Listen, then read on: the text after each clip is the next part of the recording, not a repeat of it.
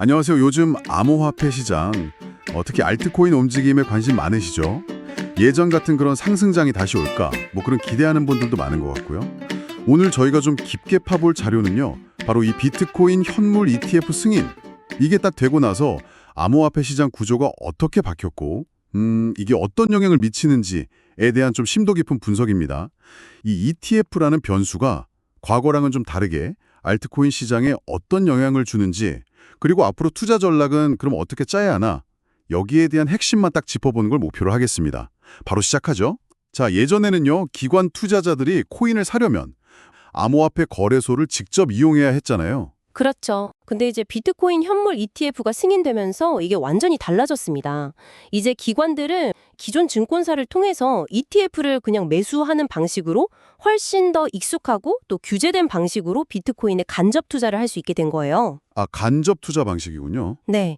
이게 중요한 건 현물 ETF는 운용사가 실제로 그 ETF 가치만큼의 비트코인을 시장에서 사들여야 한다는 점이에요.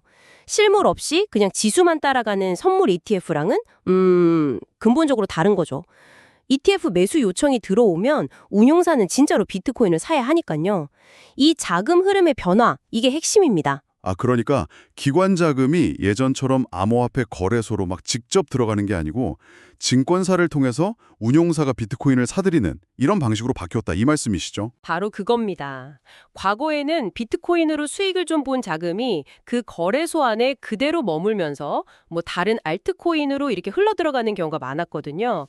그래서 막 시가총액 작은 소위 자발트라고 하는 것들이 하룻밤에 막 200%, 300%씩 폭등하는 그런 자발트 랠리 현상이 나타나기도 했었죠. 일종의 낙수 효과였어요. 근데 이제 ETF를 통해서 들어온 돈은 증권 시스템 안에서만 움직이니까 예전처럼 거래소 안에 있는 알트코인으로 쉽게 흘러들어가긴 어렵겠네요. 네, 맞습니다. 자금이 도는 경로 자체가 아예 분리되었다, 이렇게 볼 수 있어요. 이게 뭘 의미하냐면 우리가 2018년이나 뭐 2021년에 봤던 그런 아주 폭발적인 알트코인 상승장 있잖아요. 이번에는 그런 장이 다시 나타나지 않거나 만약 나타나더라도 훨씬 약한 형태일 가능성이 높다는 겁니다. 그러니까 과거 패턴만 믿고 투자하기엔 좀 위험 요소가 커진 거죠. 아, 이 구조적인 변화를 이해하는 게 정말 중요합니다. 그럼 이런 상황에서 어떤 코인들이 이런 기관 자금이나 ETF 승인과 관련해서 좀 더 주목받을 수 있을까요? 뭐 자료에서는 아무래도 ETF가 승인된 비트코인, 이더리움, 리플 이런 걸 언급하고 있긴 하네요. 솔라나 같은 다른 코인들도 승인 목록에 있는지 한번 확인해 볼 필요는 있겠고요. 그렇죠. 다만 꼭 기억해야 할 점은 이더리움을 포함해서 대부분의 알트코인은 비트코인보다 변동성이 훨씬 크다는 사실이에요. 이건 뭐 기본적인 거죠. 오를 땐 더 크게 오를 수도 있지만 떨어질 때는 정말 순식간에 더 깊게 빠질 수 있습니다. 예를 들어 비트코인이 한 5% 하락한다.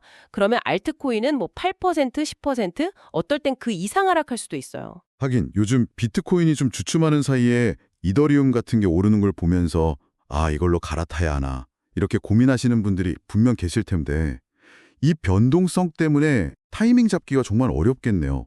잘못하면 그냥 네, 자칫 잘못된 타이밍에 막 추격 매수하면 손실이 확 커질 수 있습니다.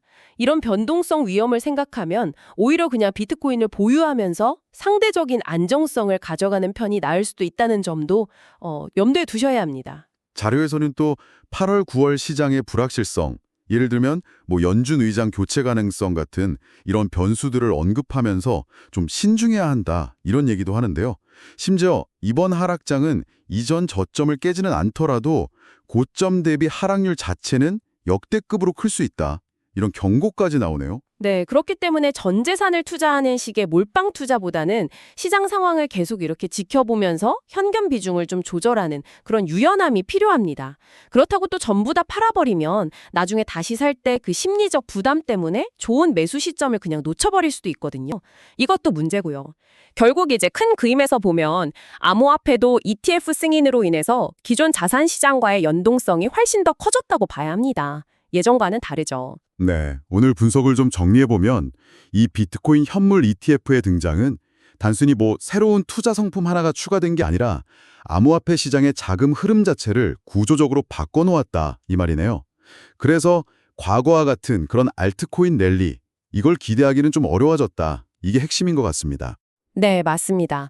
이 구조적인 변화, 이걸 이해하는 것이야말로 당신이 암호화폐, 특히 변동성 큰 알트코인 투자의 위험을 좀 더 명확하게 평가하고 현재 시장 상황에 대한 좀 현실적인 기대치를 세우는데 결정적인 도움이 될 겁니다.